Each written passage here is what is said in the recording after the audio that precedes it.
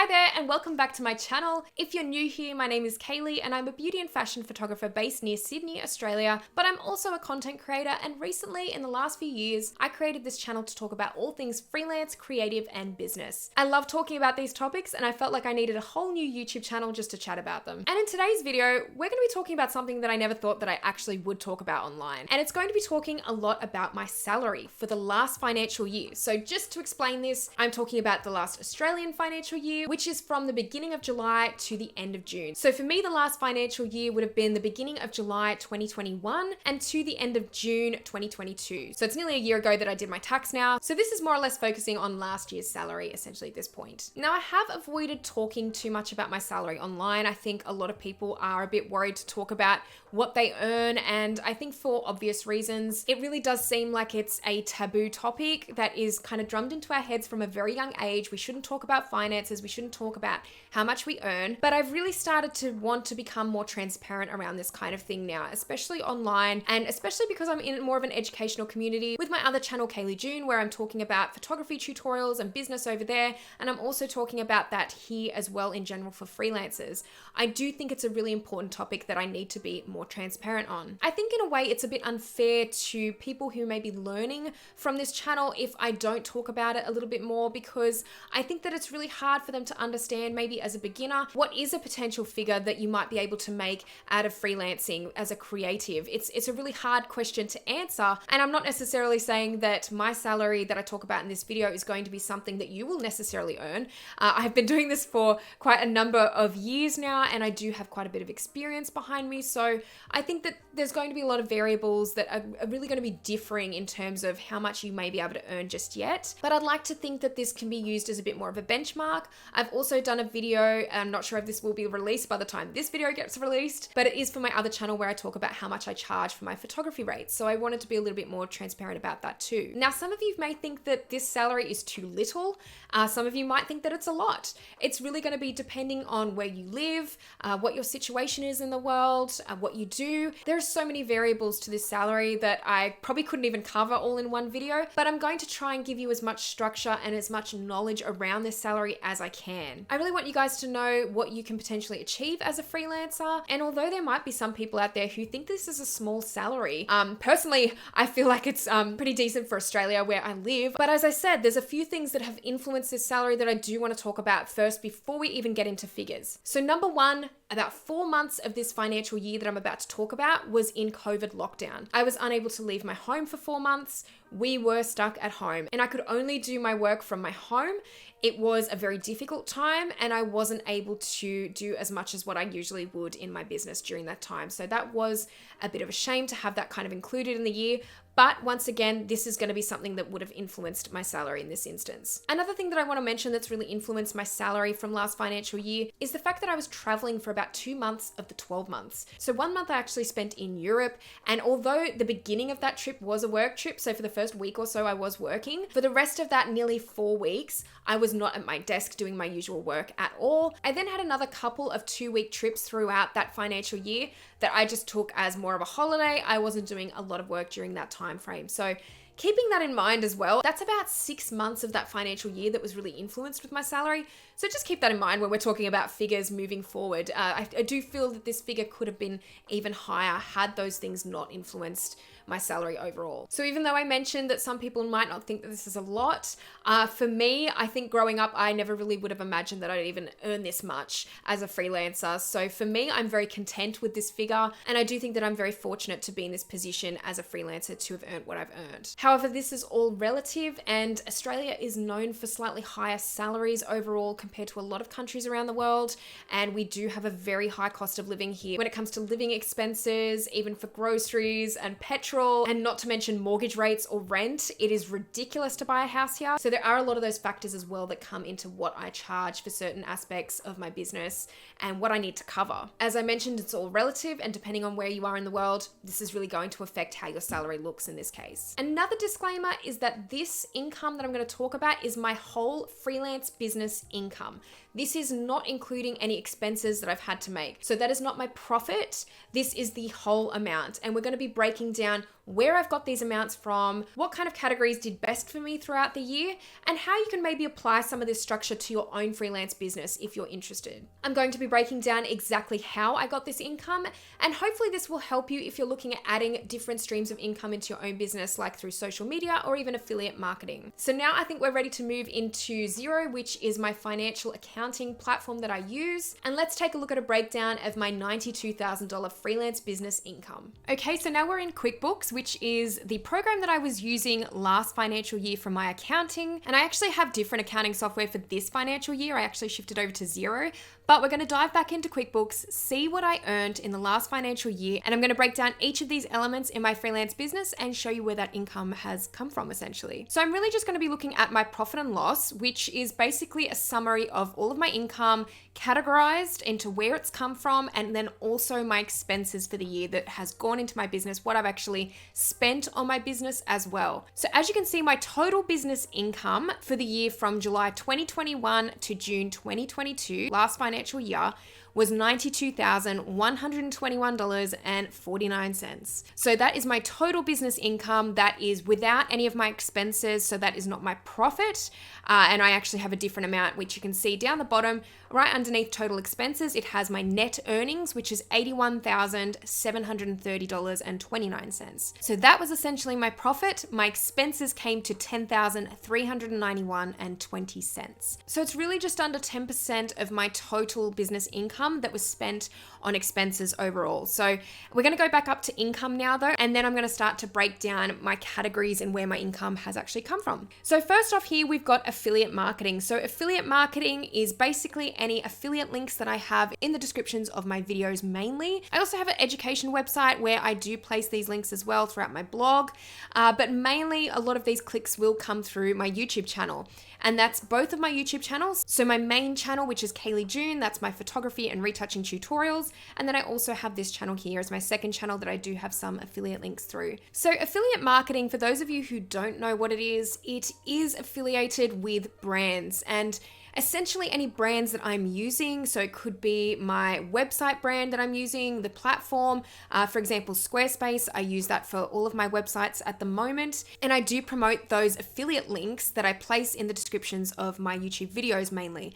So what happens is when someone actually clicks on that affiliate link, they are taken to the brand's website. And if they do make a purchase on that website, usually within a certain amount of days, whether it be 30 or 60 days, that's pretty standard. But whatever they purchase, I tend to get a commission of. Quite often these commissions are pretty small and they mainly just go back to helping me run my YouTube channels.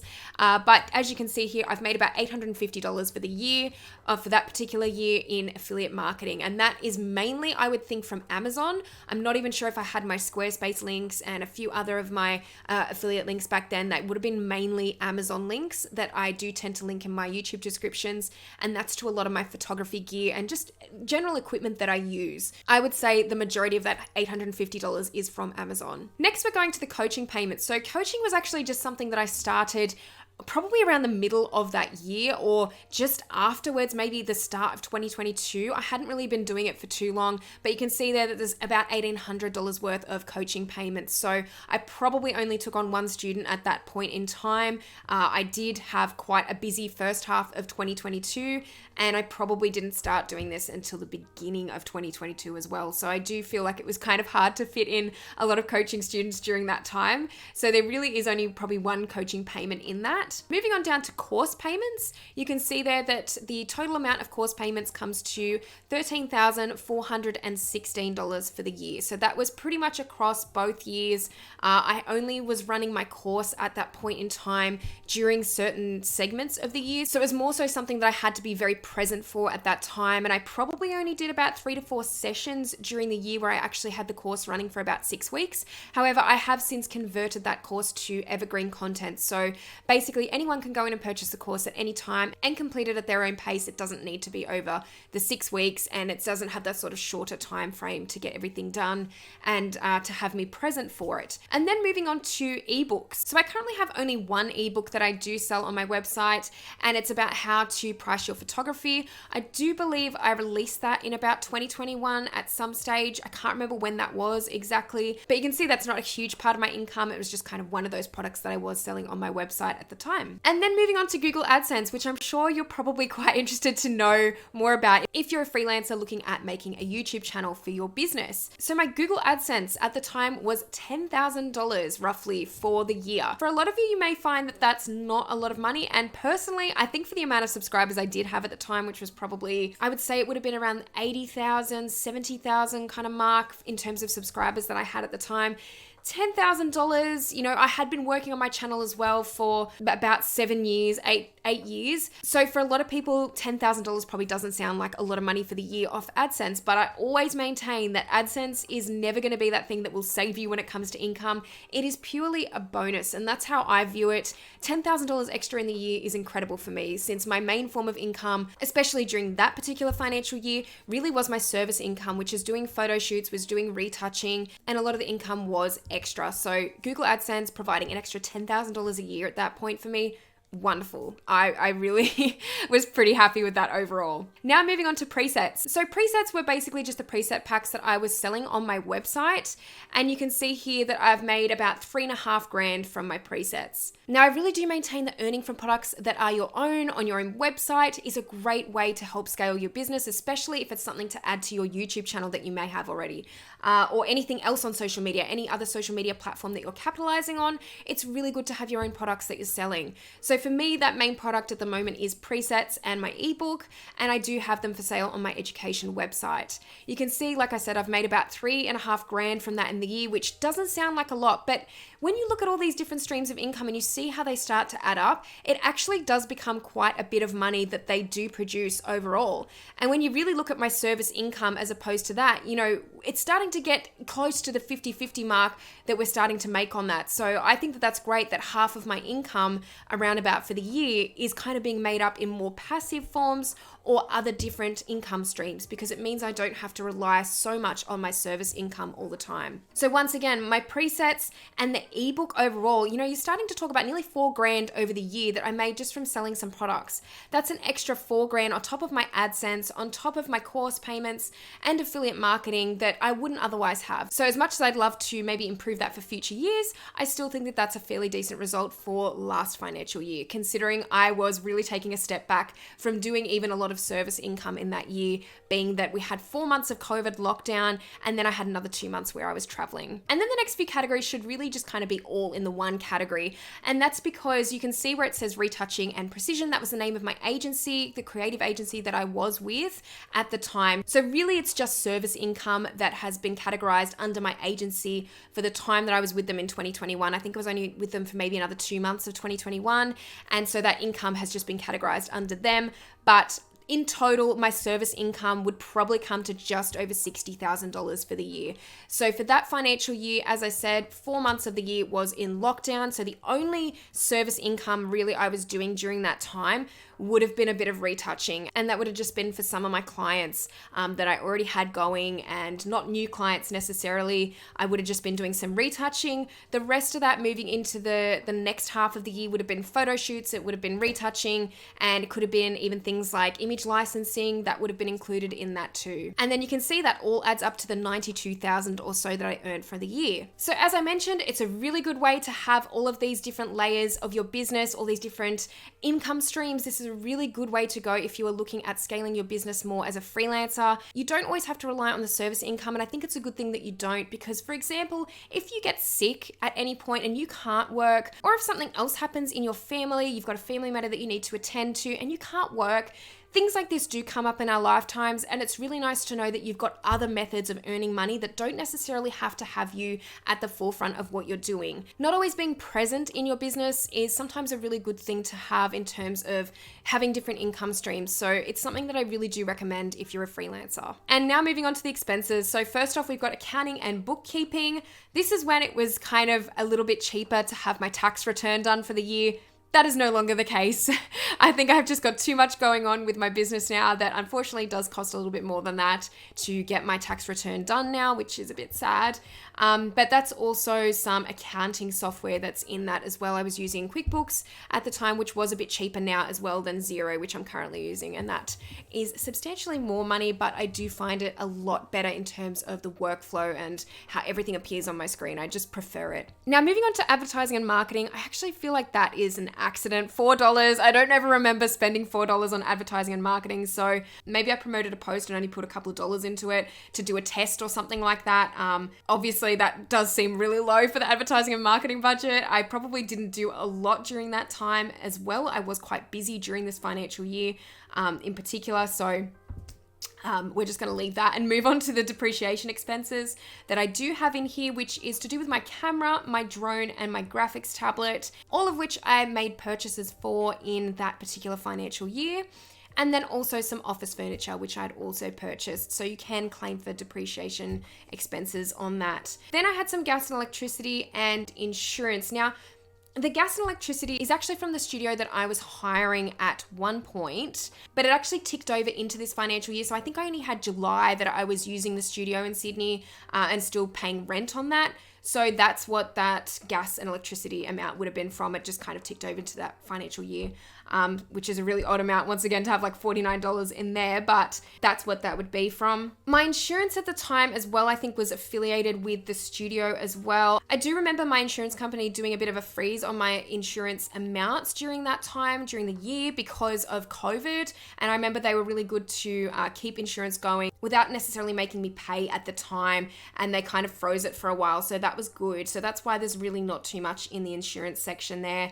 Motor vehicle expenses, this would have been anything to do on the job with my photography and retouching gigs. So that is a little bit there that would have been an expense for that. I've got my office expenses, my printing, stationery and supplies, rent and lease of buildings. Again, all of the rent was actually paid in the previous year. It was just a couple of the utilities that kind of leaked over into this financial year for that studio that I was renting in Sydney. But this particular renting amount was actually just for hire of a studio, I believe in the second half of that financial year. I believe I went and hired a studio in Sydney, and that probably would have been $200. I might have gone halves with another photographer or a friend at the time. I think we might have been doing a shoot together. My memory is actually super fuzzy, even though it was only like beginning of last year, but so much has happened since then and my mind is just a bit of a mess. And then on to subscriptions. So this is basically anything to do with my business that I've subscribed to during the year. So I have a few accounts that I will talk about in just a minute, being Teachable for one, and Squarespace, obviously for my websites.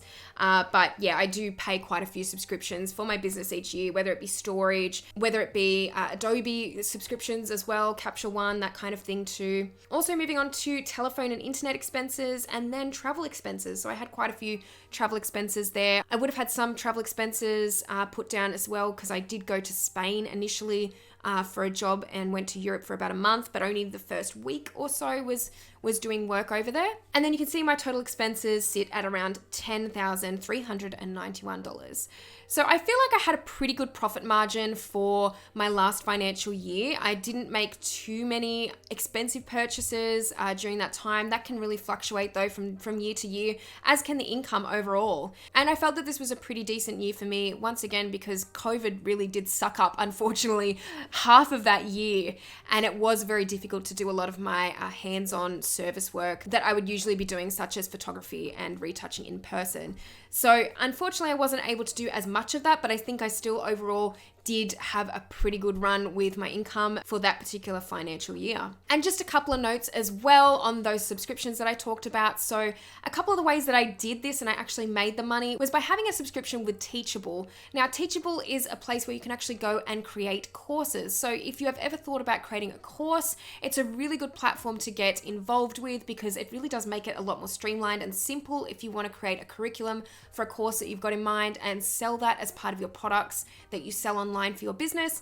It's a really good way to go. So Teachable is one of those subscriptions that I used, and I do have an affiliate link for Teachable down in the description box below if you're interested. Also, along with Teachable, I use Squarespace, as I mentioned before, for both of my websites and my online store. So for all my presets and my ebooks, I just find it really easy. Again, very streamlined. Squarespace is incredibly simple to use as a website builder, so I really do recommend it if you are looking for a website hosting platform. And again, I do have an affiliate link down in the description box below. And just another quick point as well, I did use the Amazon Associates platform as well for making that affiliate marketing happen, and really highly recommend that if you are a creative of any sorts or a freelancer of any sorts.